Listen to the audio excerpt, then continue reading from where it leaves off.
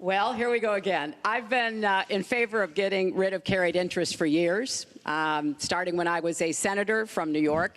But that's not the point here. Why didn't you do it? Why didn't you do it? Because I was a senator with a Republican president. Oh, really? I will be the president. You could have done it. If you were an effective, senator, you could have done it.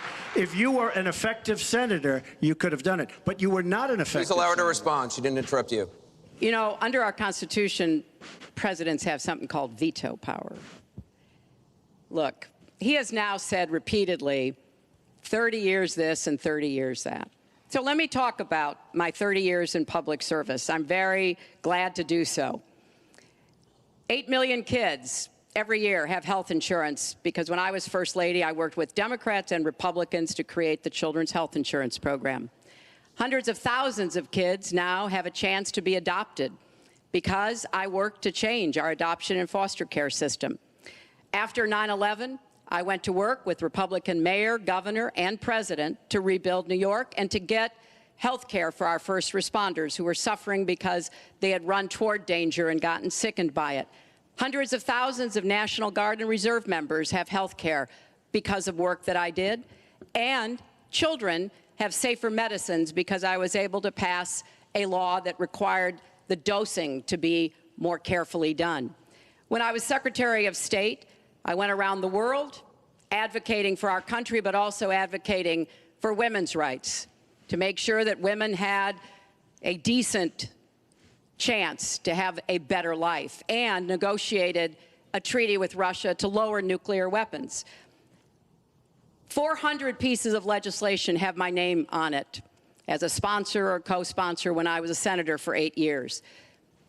I worked very hard and was very proud to be reelected in New York by an even bigger margin than I had been elected the first time.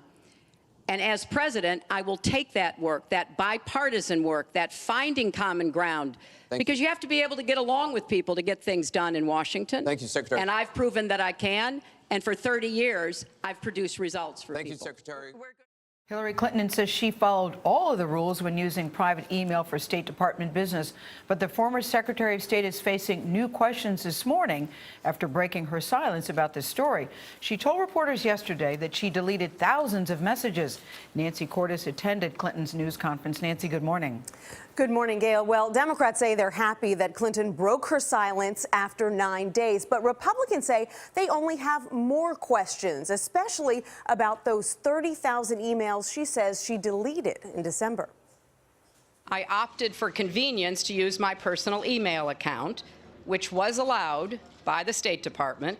Clinton told a crowd of hundreds of reporters that she was simply trying to streamline when she decided to use a private email account as Secretary of State. Looking back, it would have been better for me to use 2 separate phones and 2 email accounts. But Republicans want to know why it took Clinton 2 years to give the State Department her work-related emails as guidelines require. She said part of the reason why she didn't obey the law was convenience, but I don't think convenience should trump national security. It should not be up to her or any public official to delete emails while on the job. And they wonder why she deleted half of her 60,000 emails in December. Clinton said it's because they were personal. Emails about planning Chelsea's wedding, as well as yoga routines, family vacations. Republican Trey Gowdy chairs the House committee investigating the 2012 Benghazi attacks. The bottom line is she was the sole arbiter of what's a public record and what's a private record. And you don't get to grade your own papers in our society, which is why I think we need a neutral, detached arbiter to determine what's a public record and what's not. House Speaker John Boehner said Secretary Clinton didn't hand over her emails out of the goodness of her heart. She was forced to by effective oversight from Congress. How can the public be assured that when you deleted emails that were personal in nature, that you didn't also delete emails that were professional but possibly unflattering? Well, first of all, you would have to ask that question to every single federal employee, because the way the system works, the federal employee, the individual, whether they have 1 device, 2 devices, 3 devices, how many addresses, they make the decision.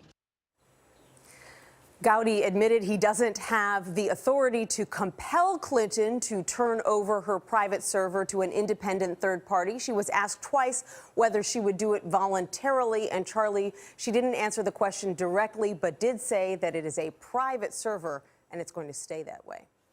Thank you, Nancy.